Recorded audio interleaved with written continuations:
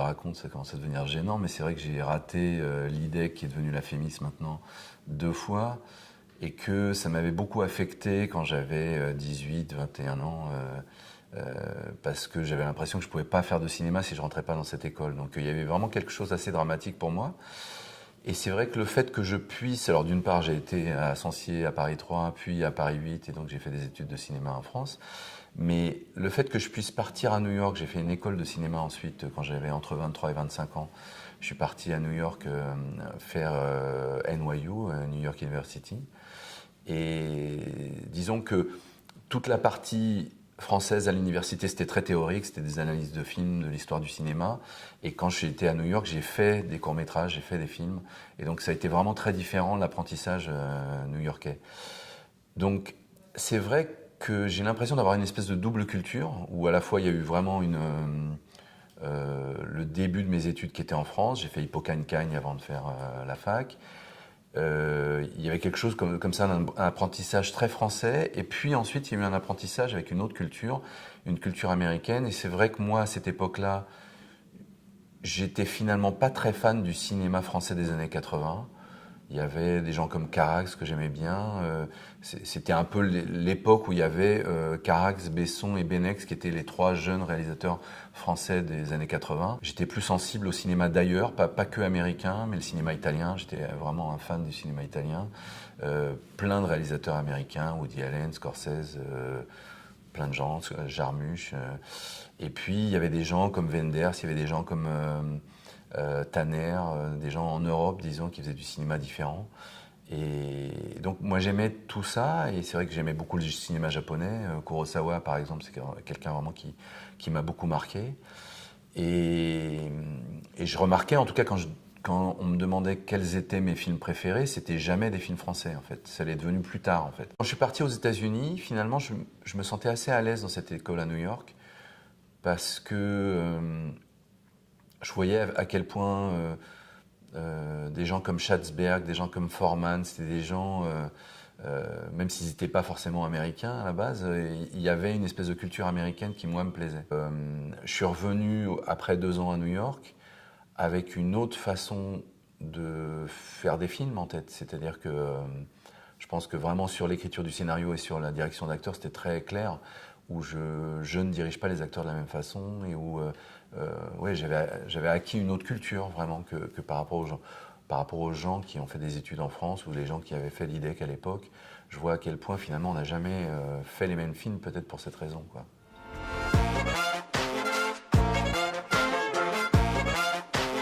Alors l'auberge espagnole, c'est vraiment la somme de 2 choses. Sans doute plus que 2, mais depuis que j'étais rentré de New York, j'avais envie de faire un film sur un étudiant français qui va faire des études de cinéma à New York. Donc je m'étais dit c'est un super sujet de film, et c'était aussi pour parler de être français et d'être étudiant français dans un pays étranger. Sans doute 10 ans plus tard, j'ai été voir ma sœur qui faisait Erasmus à Barcelone, et en fait je me suis dit, plutôt que de parler de moi et de parler de mon expérience, enfin voilà, j'avais envie d'utiliser mes expériences à New York. Je me suis dit c'est plus intéressant de parler de quelqu'un d'autre, et notamment de parler de cette nouvelle génération d'étudiants qui faisaient Erasmus. C'était les premières années d'Erasmus. Je pense que ma sœur elle a dû faire la 4e année. Donc c'était vraiment le tout début du Erasmus. Et quand je voyais qu'elle partageait un appartement avec 5 personnes où chacun parlait une langue différente, je me suis dit il y a un truc à faire qui est à la fois sur l'émergence de l'Europe, à la fois sur une nouvelle génération d'étudiants qui n'existait pas quand moi j'étais étudiant. Et je me suis dit finalement c'est plus intéressant de transposer ce que j'ai vécu comme étudiant français à l'étranger sur cette nouvelle génération. Bonjour, c'est pour une demande de dossier Erasmus. Vous avez votre fiche d'inscription? Je viens de la récupérer. Il n'y a rien qui est rempli, là. Qu'est-ce que vous voulez que je fasse avec ça? Moi, c'est... Mais je viens de la voir. Ils avaient perdu mon dossier, je suis obligé d'en remplir un autre. C'est ça. En attendant, vous êtes vraiment tous pareils, hein. Vous y prenez toujours au dernier moment pour remplir des dossiers qui demandent des papiers qui viennent de... Je l'avais fait, mais ils ont perdu mon dossier. C'est quand même pas de ma faute s'ils paument les dossiers. Je voulais juste savoir, c'est quoi les autres papiers dont j'ai besoin pour le dossier, qu'il soit complet. L'autre chose, c'est effectivement, en voyant, il y a eu d'une part ma sœur, d'une part ma copine de l'époque qui ont été à Barcelone. J'avais envie de parler de cette ville-là et de ce qui se passait dans cette ville-là, parce que plus que si j'avais été à Amsterdam ou à Florence ou à Berlin, il y avait quelque chose qui se passait là-bas, quoi, et qui était, à l'époque, l'Espagne, c'était vraiment un vieux pays. Les Jeux Olympiques ont vraiment réveillé l'Espagne. Enfin, il y a eu quelque chose qui s'est passé dans les années 90 qui a fait que les Espagnols sont sortis du franquisme et de quelque chose d'assez dormant. Et ça se faisait en parallèle avec l'éveil de l'Europe, disons.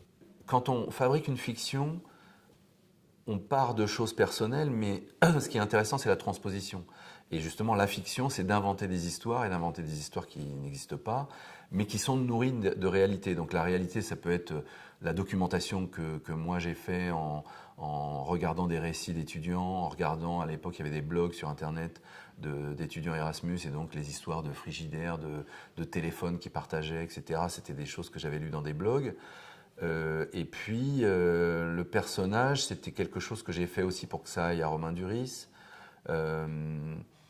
Donc, quand on invente une histoire, il y a vraiment toute la partie fictionnelle qui se mélange avec une partie, on va dire, documentée ou journalistique. C'est-à-dire que moi, en tout cas, je me documente beaucoup sur Barcelone, sur Erasmus, qui n'est donc pas ma vie, sur qu'est-ce que c'est être étudiant Erasmus à ce moment-là dans Barcelone.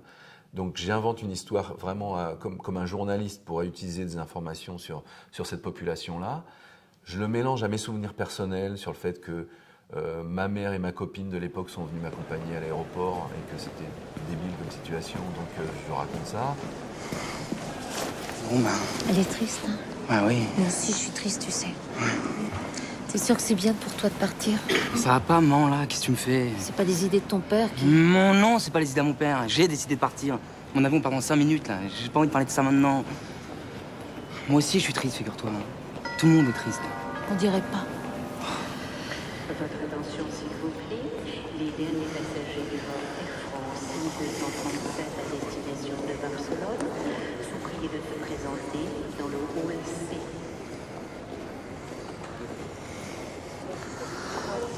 Pleure pas. On va se voir bientôt. Pleure pas. T'en fais pas. Ça va aller.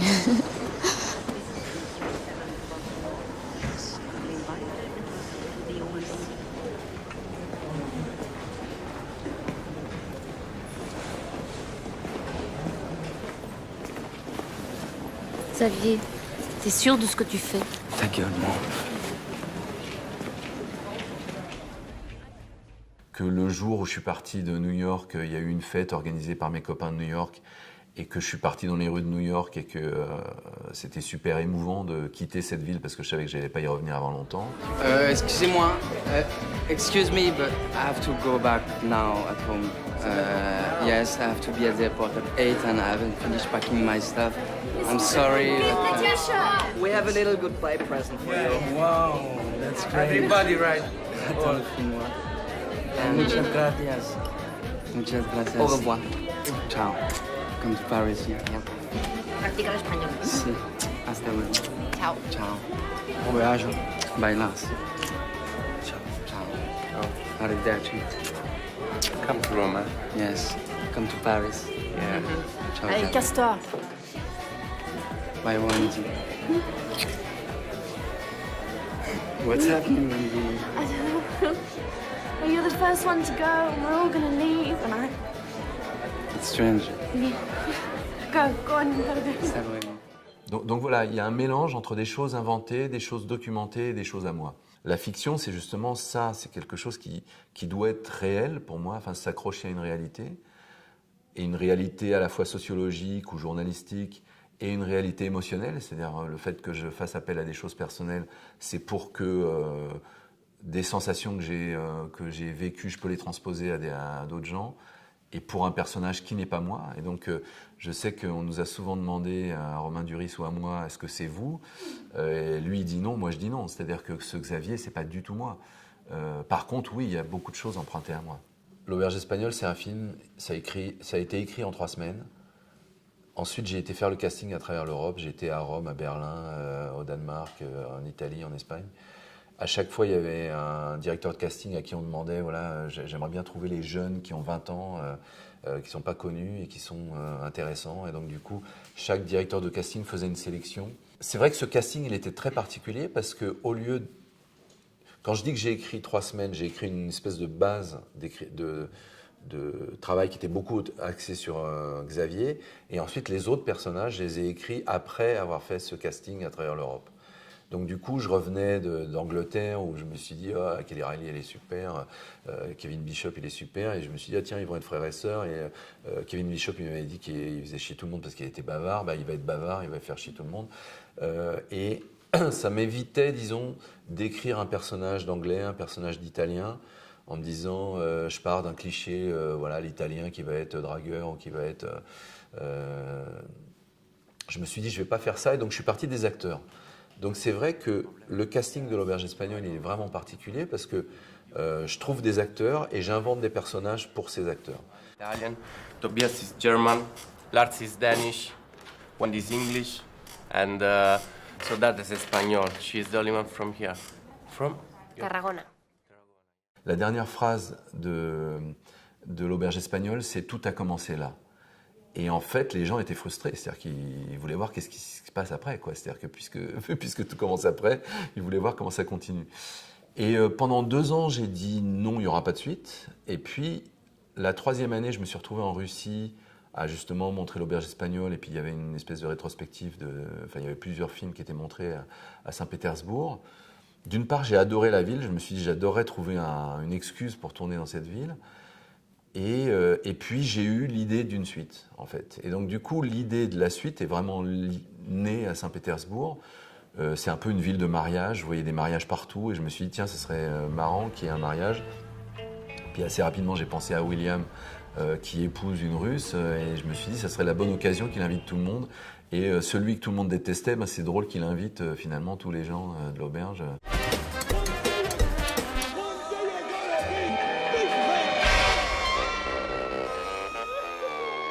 Voilà. Donc, toute l'histoire des poupées russes, elle part d'avoir envie de tourner à Saint-Pétersbourg, de comment je fais évoluer les personnages d'un film à l'autre. Et puis ensuite, disons, il y a la thématique du film sur avoir 30 ans, c'est le début d'une vie amoureuse stable, alors que la vingtaine, on essaye des gens, des choses.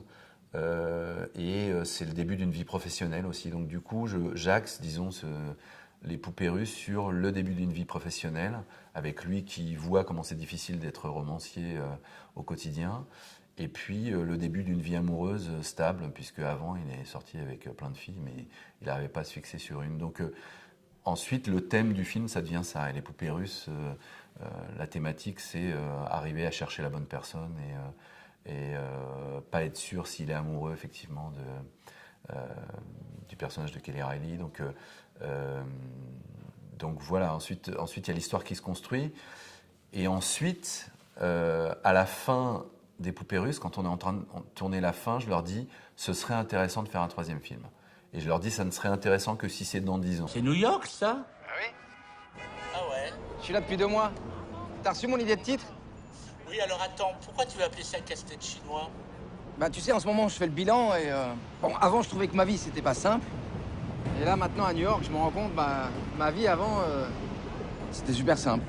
Ah donc voilà, quoi. Casse-tête chinois.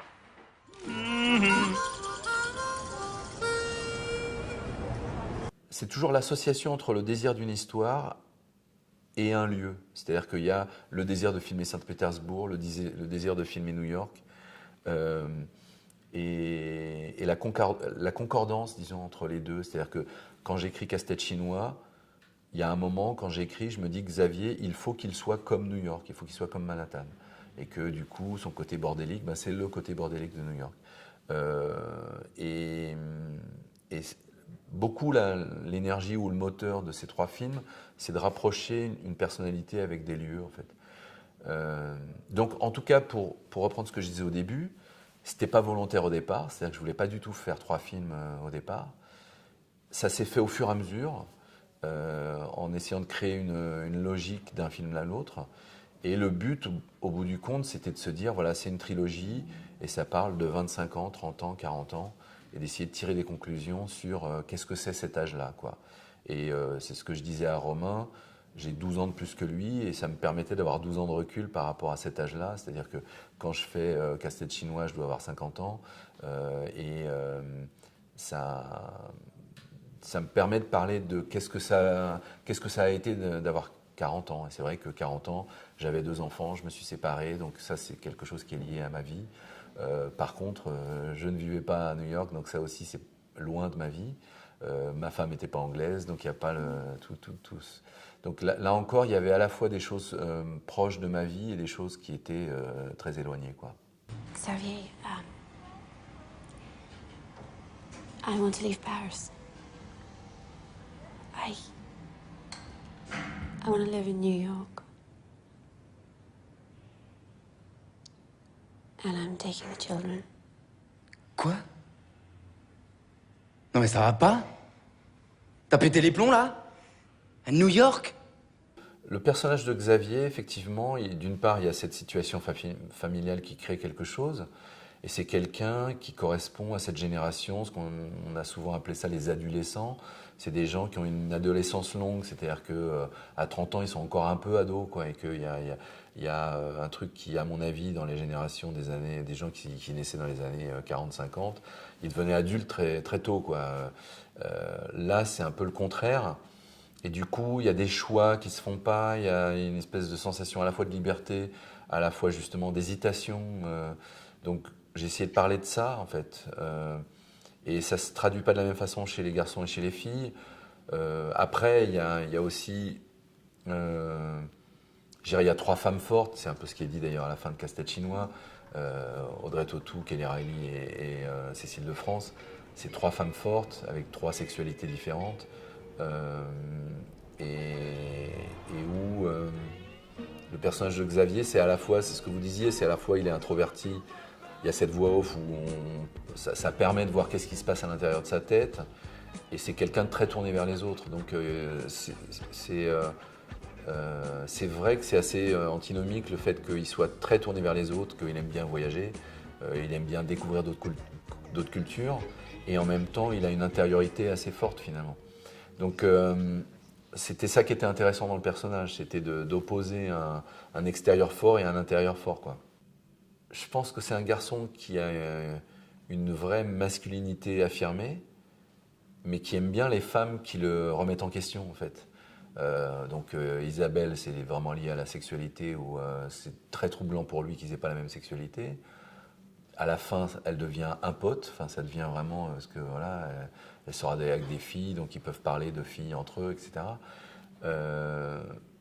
Et puis il y a une espèce de rivalité finalement entre Audrey Tautou et Kelly Reilly, enfin entre Martine et Wendy, où c'est 2 femmes avec qui il a une relation forte, et où dans les 2 cas, c'est une relation fragile et forte.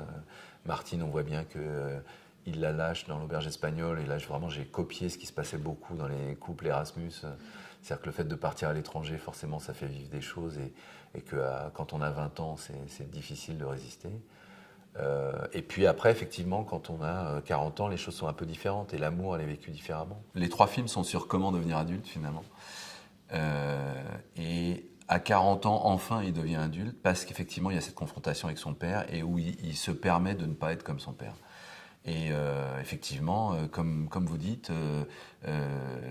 il fait ce que son père n'a pas fait, c'est-à-dire qu'entre sa carrière et ses enfants, il préfère choisir ses enfants.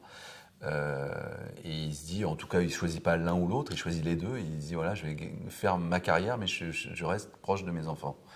Et donc, du coup, en faisant pas comme son père, et ensuite, quand il croise son père à New York et que son père lui donne des conseils, et il voit bien que ses conseils sont nazes, il se dit, voilà, je vais pas faire comme mon père, je vais pas écouter mon père. T'emmerdes pas avec ça. Enfin, moi, si j'étais toi... Allez, ciao. Après son départ, je me suis rendu compte qu'il y avait plein de questions que j'aurais eu envie de lui poser. Pourquoi elle s'était séparée avec maman? S'il s'était vraiment aimé. Mais bon. Je pense que devenir adulte, c'est pas faire comme les parents. Et donc, il y a un moment où on se permet, parce qu'il y a, quand on est enfant, les parents disent voilà, mets pas tes doigts dans la prise électrique, mets pas tes doigts sur une flamme, te jette pas par la fenêtre, et les parents ont raison. Et donc quand on est enfant, on apprend cette confiance-là et où on se dit voilà, il faut que j'écoute mes parents, et on voit bien dans l'apprentissage à quel point ça aide d'écouter tout le temps ses parents. Et devenir adulte à 25, 30 ou 40 ans, c'est faire le contraire, c'est se dire j'arrête d'écouter ma mère, j'arrête d'écouter mon père. Parce qu'ils ont leur vie, mais moi j'ai la mienne, quoi. Les 3 films racontent l'histoire de la mobilité. C'est-à-dire que cette génération, encore plus que la mienne, cette génération de Romain Duris, donc les gens qui ont un peu plus de 40 ans aujourd'hui, ils sont la génération liée à la mobilité. Il y a d'une part, c'est des gens qui, jeunes, ont un téléphone portable, qui ont le voyage low cost, qui ont Internet, qui ont un accès au monde. Il y a la mondialisation qui a eu lieu dans les années 2000. À la fois financière et à la fois effective physiquement dans les voyages. Et du coup, c'est la génération de la mobilité. Et ça, c'est vrai que je pense que ces 3 films, si on se dit qu'est-ce que ça résume la génération mobile, et mobile aussi sentimentalement, c'est-à-dire qu'on se permet de changer de partenaire. Il y a une mobilité où on se dit, voilà, la fille dont je tombe amoureux à 15 ans ou à 20 ans, bah, finalement, je ne vais peut-être pas passer toute ma vie avec elle. Je pense qu'en 1900, ce n'était pas le cas. On se disait, voilà, quand je tombe amoureux à 20 ans, je vais rester toute ma vie avec cette personne.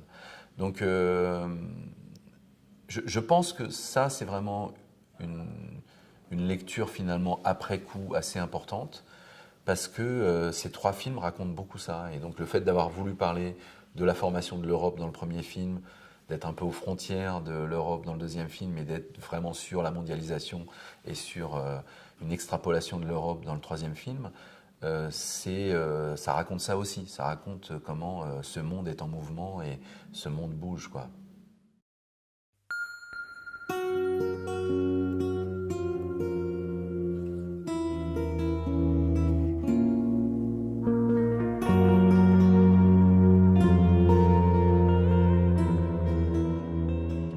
Je pense qu'après la trilogie, j'ai eu besoin d'aller ailleurs.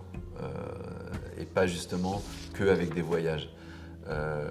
J'ai eu besoin de changer d'acteur, j'ai eu besoin de changer de sujet, de changer ma façon de filmer. Et avec quelque chose qui avait été tellement fort, avec 13 années de 3 films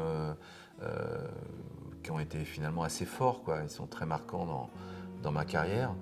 Du coup, je me suis dit, je ne peux pas juste passer derrière, quoi. Et donc, il faut inventer d'autres façons de faire. Donc l'idée de tourner dans la nature, tourner à la campagne, tourner d'autres sujets avec ceux qui nous lisent, c'était vraiment une façon de sortir de la trilogie.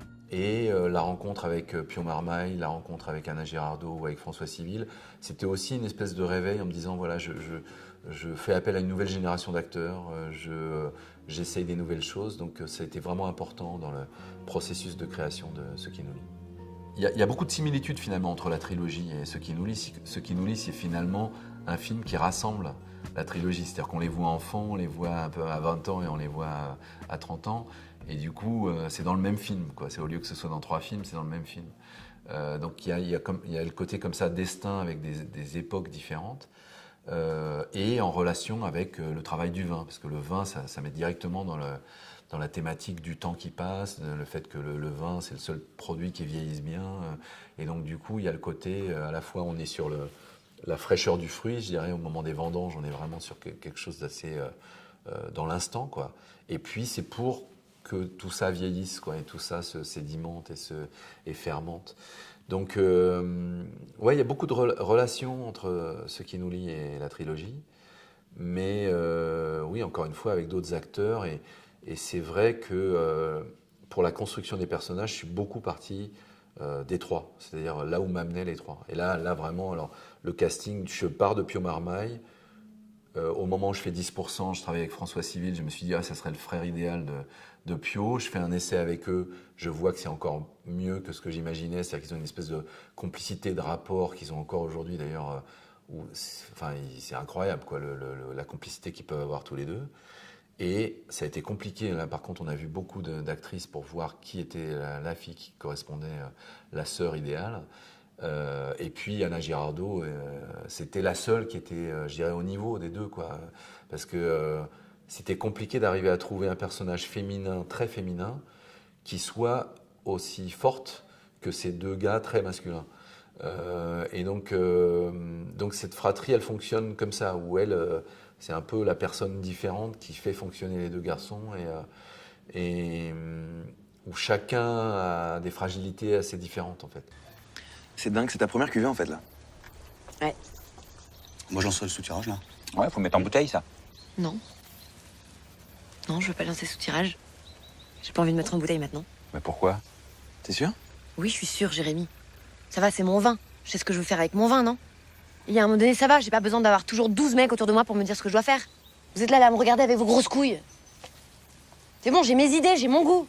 Oui, là c'est aussi, je pense que comme dans Casse-tête chinois, il y a une espèce de règlement de compte avec le père, qui n'est pas du tout le même parce que c'est un vigneron, il y a cette histoire de transmission d'un domaine ou d'un savoir-faire entre père et fils dans le monde du vin, c'est pas la même chose que quand on est un urbain, quoi. Quand on hérite de quelque chose de ses parents, on peut hériter d'un appartement. Quand on hérite d'un domaine, c'est pas du tout la même chose. Mais du coup, c'était effectivement cette passation symbolique entre le père et le fils dont je voulais parler. Et là, je pars de vraiment... là, c'est presque plus conflictuel dans ce qui nous lie, où là, clairement, ils ne s'entendent pas, quoi. Le père et le fils ne s'entendent pas. Et par contre, il revient d'Australie au moment où le père va mourir et où, en fait, il s'aperçoit du lien qu'il a avec lui. Parce que même si on se déteste, on s'aime, quoi. C'est le truc des familles où il y a de toute façon de l'amour, quoi. Et donc du coup, l'amour est niché d'une façon un peu étrange. Donc c'est ça que j'essaye de raconter. C'est presque l'envers de Casse-tête chinois, finalement. Pourquoi t'as jamais pris la peine de répondre à ma lettre? Mon fils. Parce qu'aussi loin que tu sois, tu seras toujours mon fils. Comment je peux répondre à toutes tes questions? J'ai pas bien compris pourquoi t'es parti. Après avoir lu ta lettre, je comprends que tu as beaucoup de choses à me reprocher. T'as jamais eu rien à foutre de ma gueule? Pourtant, moi, quand je repense à tout ce qu'on a fait ensemble, à toutes ces fois où je t'ai emmené dans les vignes, en fait, j'ai toujours été fier de toi. Mais bon, c'est vrai, je te l'ai jamais dit et j'aurais dû te le dire. On peut pas dire qu'on soit très bavards tous les deux. Tu sais ce que je me suis dit? Tu peux me le reprocher, mais... Je me suis dit... Voilà, ouais. Heureusement qu'il a pas répondu. C'est comme ça. T'as toujours été plus intelligent que moi, plus doué avec les mots en tout cas. Tes conseils qu'il faut suivre... Maintenant, t'es plus là et je me rends compte de tout ce que j'aurais dû te dire. Mais quand tu rentreras, on se parlera. Hein, on aura tout le temps. Putain, dire que je suis venu jusqu'ici pour te voir. Pour qu'on se parle. Enfin. D'homme à homme, tu vois?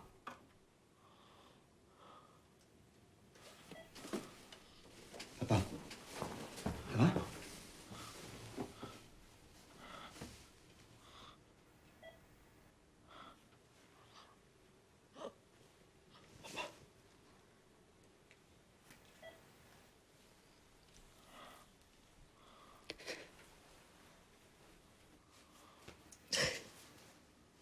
Il y a un conflit où il y a de la haine au départ et qu'en fait, à travers ce conflit, on voit qu'il y a quand même du lien et qu'il y a quand même de l'amour, quoi.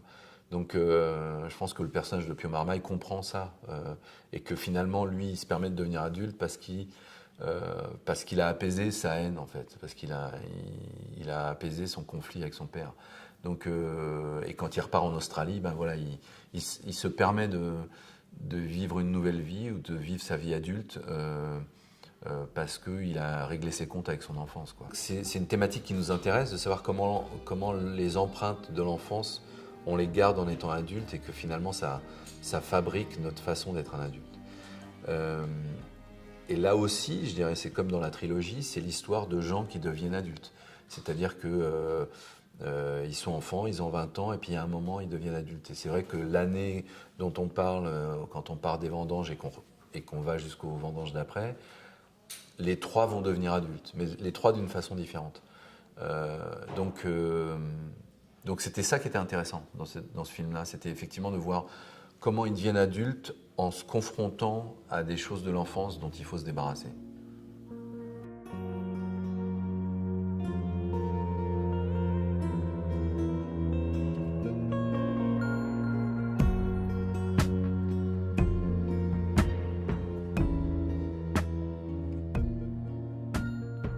Je te cache pas que j'ai un problème avec la fin. Pourquoi? Bah, La fin, c'est un peu la trosse sapienne. ça, la transapienne. Mais qu'est-ce que t'en as à foutre, toi, qu'il soit heureux à la fin? Calme-toi, Martine. Non, mais je me calmerai pas. C'est qui ce mec pour dire une phrase aussi... Mais attendez, mais calmez-vous. Non mais attends. Je connais ton discours sur le drame, et c'est vrai que la plupart du temps, une histoire, ça se nourrit du malheur. Mais bon, bah, quand il y a le bonheur qui revient, moi je me dis que... Il n'y a plus rien à raconter, donc faut s'arrêter, justement. Mais ce que tu viens de me dire, c'est dans la vie ou c'est dans le roman?